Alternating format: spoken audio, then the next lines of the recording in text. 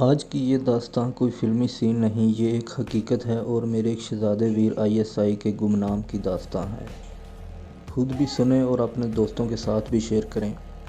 پیارے وطن کا یہ جانسار شیل دل جوان اپنا حلیہ بدل کر پختونخوا کے انتہائی مصروف بازار میں تکہ بوٹی کا سٹال سجا کر بیٹھ گیا۔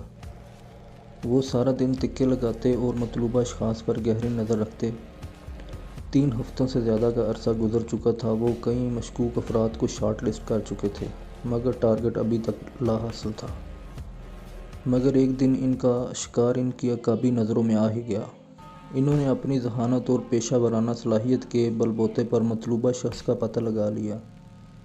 یہ سرحد پار سے آئے ہوئے دہشت گردوں کا میزبان تھا۔ اس کا تعاقب کیا گیا اور دہشت گردوں کی مکین گاہ کا پتہ لگا لیا گیا۔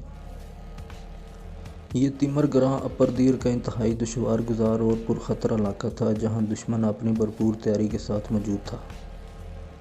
9 اگست 2017 کی رات تھی۔ میجر علی سلمان اپنے گھر سے سینکڑوں کلومیٹر دور دیر کے پہاڑوں میں بیٹھا موبائل پر اپنی اہلیہ اور ننھے بیٹے سے باتیں کر رہا تھا۔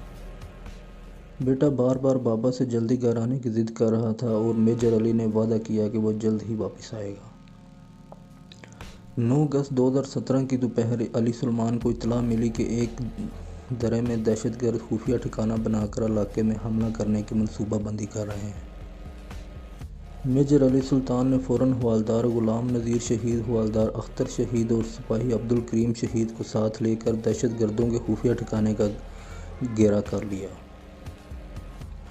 دہشت گردوں سے شدید جھڑپ ہوئی، جس میں میجر علی سلمان نے اپنے ساتھیوں کی مدد سے ایک خودکش بمبار سمیت کئی دہشت گرد مار گرائے، لیکن تب تک میجر علی سلمان کے ساتھی شدید زخمی ہو گئے، جو کہ بعد میں زخموں کی تاب نہ لاتے ہوئے شہید ہو گئے۔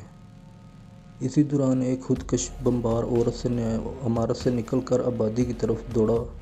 چونکہ اسلحہ ختم ہو چکا تھا، لہٰذا میجر علی سلمان نے بھاگ کر دہشت گرد کو دبوچ لیا۔ نتیجے میں ایک زوردار دھماکہ ہوا، جس سے علی سلمان شہید کے جسم کے پرہچے اڑ گئے، لیکن تب تک میجر علی سلمان شہید اور اس کے ساتھی دہشت گردوں کے مذموم عزائم خاک میں ملا چکے تھے۔ میجر علی سلمان شہید کے 2 چھوٹے چھوٹے بیٹے تھے، جن میں سے بڑے بیٹے سے اس کی ایک دن پہلے ہی جلد گھر آنے کا وعدہ کیا تھا۔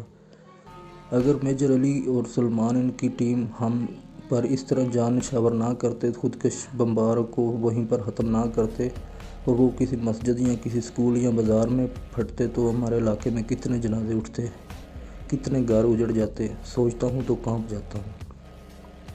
میجر علی سلمان کے شہید ہونے کے بعد ان کی جوان بیوی بیوہ ہوگی، لیکن شہید نے اپنی جان قربان کر کے عورتوں کے سہاگ کو اجڑنے سے بچا لیا۔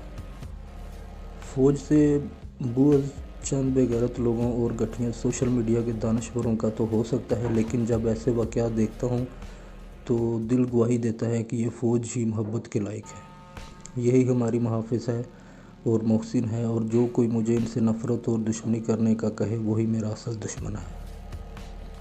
میجر سلمان علی کی شہادت کے ٹھیک 4 دن بعد قوم نے یوم آزادی بھرپور جوش و جذبے سے منایا۔